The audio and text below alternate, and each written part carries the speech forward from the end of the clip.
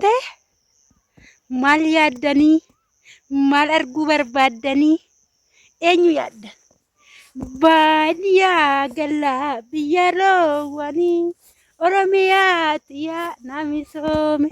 Tamalkatu usti oomisha kiyya waggaa tokko keessaa ani waleen teessan jechuudha.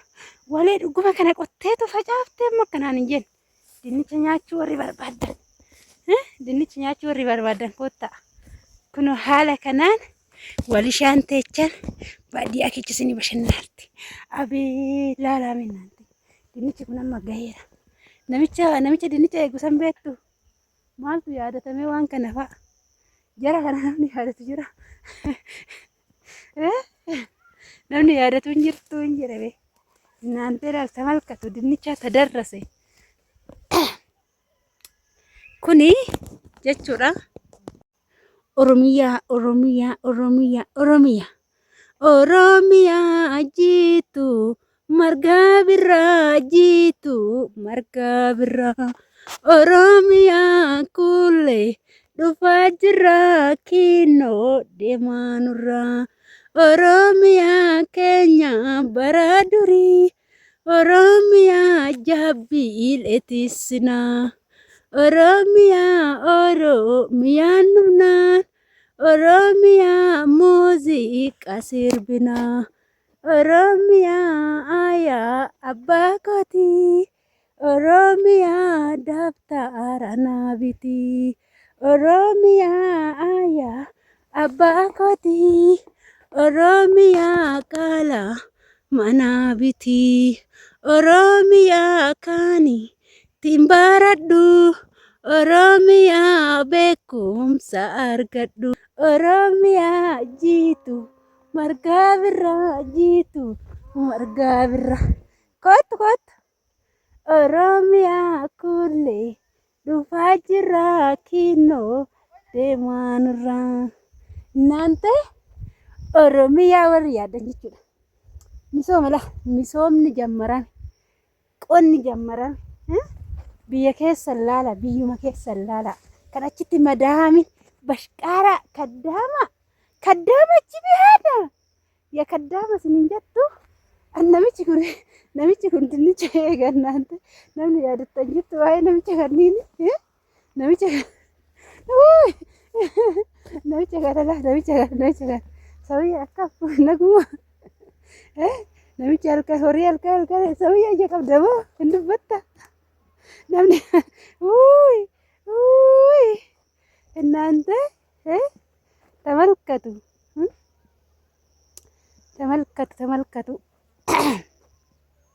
ተመልከቱ akkana jedha kun biyya keessan warri yaaddan jechuudha. Biyya yoon gale maalittiin gala biyya yoon gale humaan qabu kun Oromiyaa qabdu biyya qabdu biyyatti dhalattan qabdu biyyatti irraa dhalattan qabdu biyya magariisa qabdu maaltu gola madaanii keessatti angool isin godhe.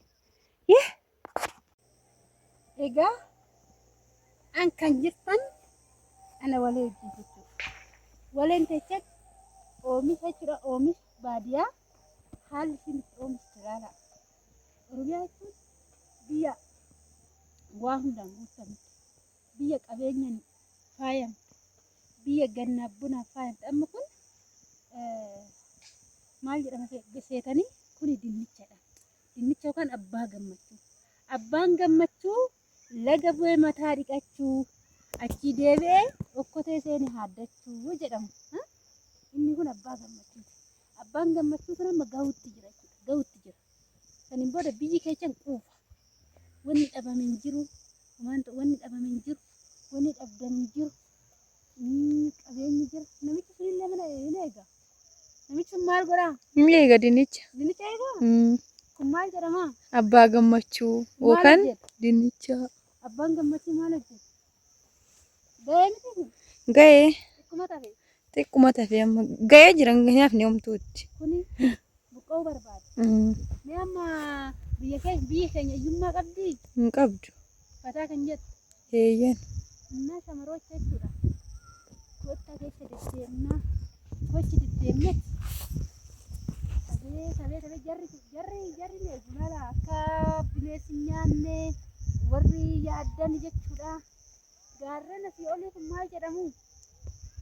Bosona. Bosona maalii? Bosona Daamuu. Bosona Daamuu, bosona Oromiyaa, bosona qabeenya biyyattii jedhamu. Qabeenyi kana fakkaata. Biyyi keenya kana fakkaata. Dhugaa isinitti himu fataa janaa kan jette jechuudha. Biyyattii. Kanaafuu warri biyya keessa yaaddan, warri qabeenya Oromiyaa yaaddan kottaa wanni dhabame tokko illee hin jiru jechuudha.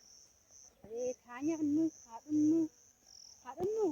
Dhugaayee. Amma bulan ammoo abbaa gammachuu okkotee seessifnee affeelati jechuudha hangara keessatti. Abbaan gammachuu okkotee seessifnaa? Eeyyan. Nyaanna? Nyaanna. Eeyyamamaafi? Eeyyamamaadha. Kunoo ganna kana hojjetu itti dubbi naqite amma afaan bira ga'eera nyaattu. Fakkaatuun isaan as na baase. Du'ee sana namni na gargaara illee hin jiru. Asinillee kunoo magariisa dacheeni kun dhabame jibbataan.